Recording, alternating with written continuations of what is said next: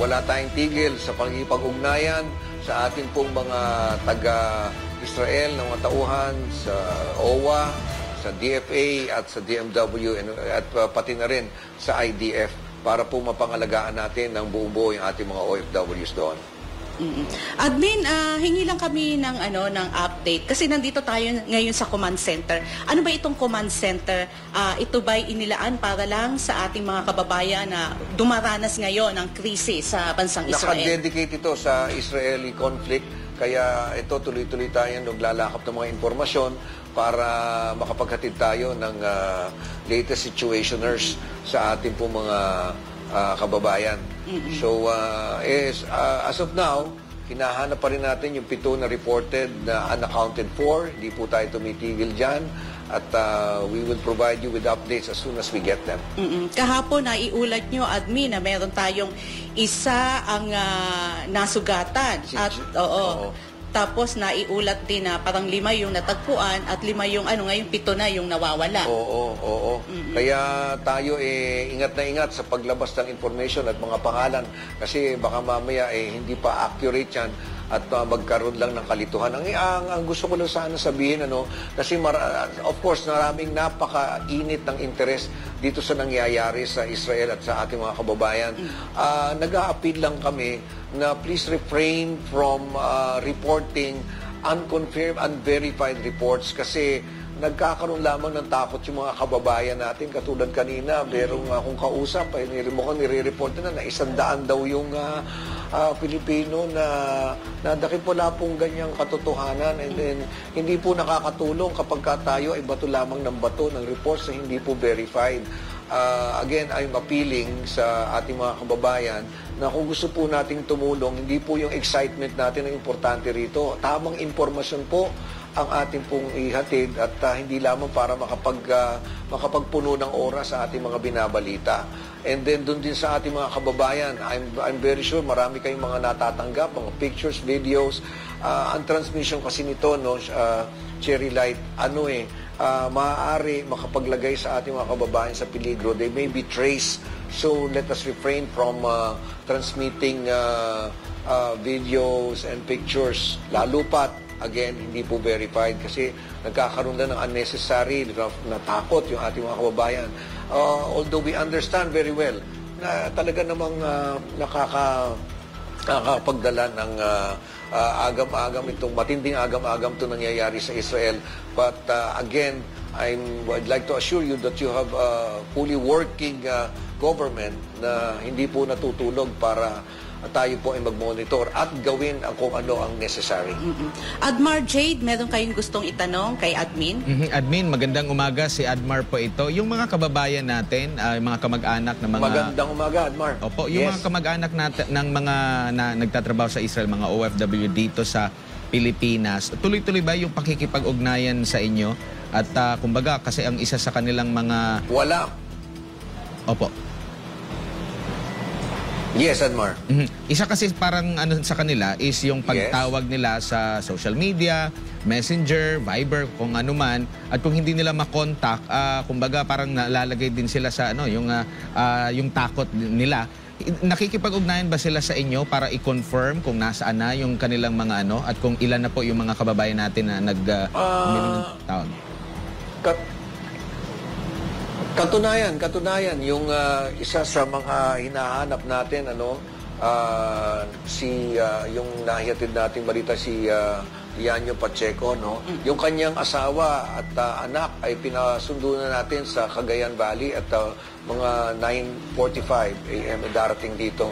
At kukupkupin muna natin siya dito para i-provide kung ano man ang kanyang mga pangangailangan.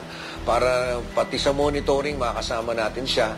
At doon naman, sa mga naghahanap ng impormasyon, buhay na buhay po ang hotline ng OWA, yung 1348 dito sa Metro Manila. Outside of Metro Manila is 021348 at sa ibang bansa din idagdag nyo lamang po yung country code at area code na +632-1348. At we assure you at mayroon pong sasagot dyan sa inyo. Isa lang bago kay Jade, meron po ba tayong ngayon, pansamantalang tigil muna yung deployment doon sa Israel dahil sa kaguluhan? Actually, ang deployment natin talaga sa caregiver, nagkaroon talaga yan ng pagtigil dahil do sa hindi pa napagkasunduan na nire-require ng Israel. So even before itong crisis na ito, talagang malaki ang ibinawas na bumabiyahe sa Israel. Admin, si Jade po ito. Good morning po. Gaano ho ba karaming mga OFW o overseas Filipinos ang andyan ngayon sa Israel? At sa bilang na yan, ilan na ho ba? Nadadagdagan ho ba yung mga nagpahayag ng interes na umuwi dito sa bansa? Sa kabuuan po ng Israel, we have about 26,000 OFWs. Pero ang area of conflict po dito sa Gaza, ito naman nasa labasan ng Israel, about 200 OFWs na nasa Gaza Strip, about 137 naman ang nandiyan sa Gaza area. So ito po ang point ng critical, at dyan po tayo nakatutok yan sa mga areas na yan. At sa ngayon, may update ho ba kung nadagdagan yung mga ilang sugatan at nawawala o ligtas ho ba yung ating mga kababayan? Saan po sila ngayon? Sa mga sugatan, wala naman po tayo talaga pang confirmed reports na mayroon nangyari ganyan, except for one na naidala na natin sa ospital at nagre-recover na, at yung isa naman na babae na suffered from suffocation ay again, ito ay okay na, nabisita na ng opisyal na ng ating mga OWA at DMW representatives at nagre-recover na, nasa hotel na nga yung isa, Sherry. As for the 7 na hindi pa natin na-accounted for, again, I assure you na tuloy-tuloy po tayo sa paghahanap sa kanila, coordinating with the DMW, DFA, and the IDF. Ayan, Cherry. Oo. Admin, last na lang po, Yes. ano po yung mensahe natin para sa ating mga kababayan, lalo na yung may mga kamag-anak dito sa Pilipinas na nag-aalala para sa kanilang mga kamag-anak na nasa Israel? This is very unfortunate na mayroong ganito nangyayari sa Israel. We would like to assure you that you have a very dedicated government, working government, na hindi po bumibitaw sa pagmamonitor at pagpaplano at pag-iisip kung ano po ang ating mga susunod na hakbang para po mapangalagaan ang ating mga OFWs dyan sa Israel. Yun po ang ating maibibigay sa inyong assurance. Tuloy-tuloy po tayo rito. In fact, nakita niyo naman, Sherry, dumating kayo rito ang aga-aga. Buhay na dito sa OWA. Lahat ay gising at nagmo-monitor tayo. Again lang, ito lang ang aking inaapila. Sa mga ganitong sitwasyon po, mas dapat po tayo ay mayroong mas malinaw na kaisipan. Huwag po tayo magpapadala kaagad sa mga emotional outbursts at magpapasa ho tayo ng information pagkatapos malalaman lamang natin na ito pala ay hindi totoo. Katulad nung umikot kaagad nung simula nito na meron daw 3 agro students na dinakip, we just found out na hindi naman po totoo.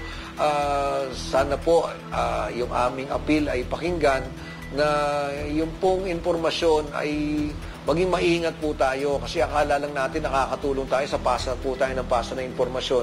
Isipin po natin mabuti magiging epekto nito doon sa papasahan natin. At gawin nyo yan kung ang gobyerno po ay walang ginagawa. Nakikita nyo naman, tuloy-tuloy tayo. Hindi po tayo natutulog. Nakaset up po tayo rito. Lahat po ng ating paugnayan sa Department of Foreign Affairs, the Department of Migrant Workers, at diretso doon sa Israeli Defense Forces, tuloy-tuloy po yan. Wala pong tigil yan. So we find it unnecessary na tayo po ay magpasahampa ng mga information na sa kanilang pag-iisip ay hindi namin alam. Ayun. Nakakaroon lang ng takot eh.